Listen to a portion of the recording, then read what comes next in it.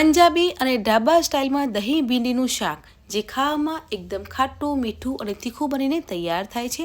તો ફ્રેન્ડ્સ, પંજાબી સ્ટાઇલમાં દહીં ભીંડીનું શાક બનાવીએ છીએ ત્યારે મેં 250 ગ્રામ તાજા ભીંડા લીધા છે। ભીંડાને સારી રીતે ધોઈ લેવાના છે અને એક ક્લીન કપડાથી ભીંડાને લૂછી લેવાના છે। હવે ભીંડાને આપણે ઝીણા નથી સમારવાના, મીડિયમ સાઇઝમાં ભીંડાને સમારવાના છે। એક ભીંડામાંથી 2 પીસમાં કટ કરી તે રીતે સમારી લઈશું। એટલે અહીંયા આપણે 250 ગ્રામ ભીંડા લીધા છે, તેને મીડિયમ સાઇઝમાં સમારી લેવાના છે। તમે જોઈ શકો છો કે આ રીતે મીડિયમ સાઇઝમાં ભીંડાને કટ કરી લેવાના છે। હવે પેનમાં 4 ટેબલસ્પૂન જેટલું તેલ લેવાનું છે। તેલ છે તે વધારે લેવાનું છે કેમ કે ભીંડાને આપણે ફ્રાય કરવાના છે। તો ભીંડાને ઉમેરી અને સાતળવાના છે। ભીંડા છે તે એકદમ ક્રિસ્પી થઈ જાય ત્યાં સુધી થવા દેવાના છે। અહીંયા અડધી ચમચી હળદર પાવડર અને સ્વાદ પ્રમાણે મીઠું ઉમેરી અને સારી રીતે મિક્સ કરી લઈશું। ફ્રેન્ડ્સ, મીઠું ઉમેરવાથી ભીંડાનો કલર છે તે સરસ એવો જળવા રહે છે। હવે સારી રીતે મિક્સ કરવાનું છે અને ક્રિસ્પી થાય ત્યાં સુધી થવા દેવાનું છે। તમે જોઈ શકો છો કે ભીંડાનો કલર છે તે ચેન્જ થઈ ગયો છે। તમારે ભીંડા વધારે ક્રિસ્પી જોઈતા હોય તો વધારે પણ તમે ફ્રાય કરી શકો છો। અહીંયા ભીંડા છે તે સરસ એવા ક્રિસ્પી થઈ ગયા છે। તો ગેસને બંધ કરી અને ભીંડાને એક પ્લેટમાં લઈ લઈશું।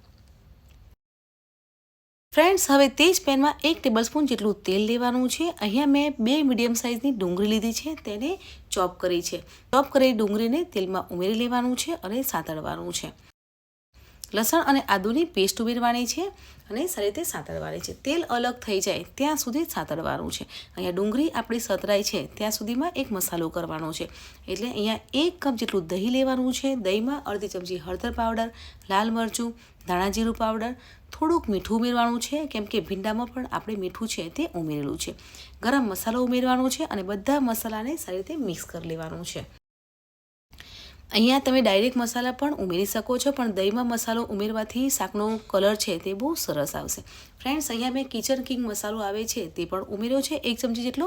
તમારે ના ઉમેરવો હોય તો સ્કીપ પણ કરી શકો છો। તો આ રીતે દહીંમાં મસાલાને સારી રીતે મિક્સ કરી લેવાના છે। અહીંયા ડુંગળી અને લસણની પેસ્ટ છે તે સરસ એવી સંતરાઈ ગઈ છે અને તેમાંથી તેલ પણ અલગ થઈ ગયું છે। એટલે દહીંનું જે પેસ્ટ બનાવી હતી તેને ડુંગળીમાં ઉમેરી લેવાની છે અને સારી રીતે મિક્સ કરી લેવાનું છે। અહીંયા ડુંગળીમાં આપણે દહીં ઉમેર્યું છે અને તેમાંથી પણ તેલ અલગ થઈ જાય ત્યાં સુધી સાતળવાની છે। તમને ગ્રેવીવાળું શાક જોઈતું હોય તો થોડું પાણી પણ ઉમેરી શકો છો, પણ અહીંયા થોડુંક તેલ અલગ થઈ જાય પછી આપણે પાણી ઉમેરીશું। તમે જોઈ શકો છો કે સરસ એવું તેલ છે તે અલગ થઈ ગયું છે અને ગ્રેવીવાળું થોડુંક આપણે શાક બનાવીશું એટલે થોડુંક એવું પાણી ઉમેરવાનું છે, વધારે પાણી નથી ઉમેરવાનું। દહીં ભીંડીનું શાક છે તે ગ્રેવીવાળું હોય તો ખાવાની મજા આવે છે અને દહીં ભીંડીનું શાક છે તે તમે પરાઠા સાથે, નાન સાથે અને રોટલી સાથે પણ સર્વ કરી શકો છો। અહીંયા પાણી છે તે મેં થોડુંક જ ઉમેર્યું છે અને સારી રીતે મિક્સ કરી લેવાનું છે। ફ્રેન્ડ્સ, પંજાબી સ્ટાઇલમાં દહીં ભીંડીનું શાક બનાવીએ છીએ તો શાક માટેની ગ્રેવી છે તે બનીને તૈયાર થઈ ગઈ છે।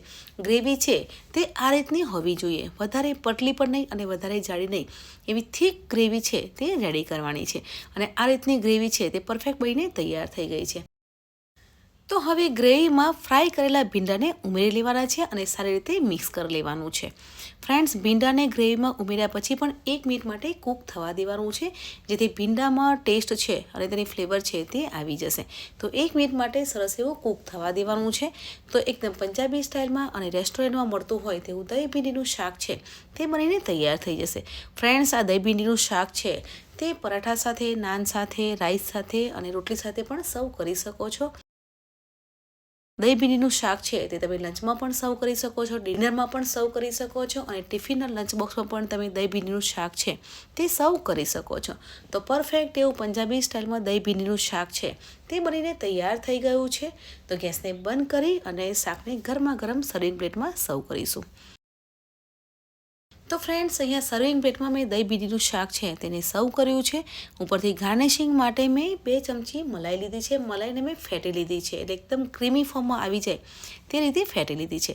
તો મલાઈથી આ રીતે ગાર્નિશિંગ કરીશું। ગાર્નિશિંગ તમારે ના કરવું હોય તો તમે સ્કીપ પણ કરી શકો છો, પણ હું આ રીતે ગાર્નિશિંગ કરી અને જે પંજાબી સ્ટાઇલમાં અને ઢાબા ઉપર મળતું હોય છે તે રીતનું ડેકોરેટ કરીશ। તો પરફેક્ટ એવું પંજાબી સ્ટાઇલનું દહીં ભીંડીનું શાક છે તે બનીને તૈયાર થઈ ગયું છે। તો ફ્રેન્ડ્સ, આજની મારી દહીં ભીંડીની રેસીપી કેવી લાગી કમેન્ટ જરૂર કરજો। તો ફ્રેન્ડ્સ, વિડીયોને લાઇક કરો, શેર કરો और ચેનલને સબસ્ક્રાઇબ કરો। મળીએ છીએ નવી આસાન રેસીપી સાથે। ત્યાં સુધી bye bye, take care, enjoy.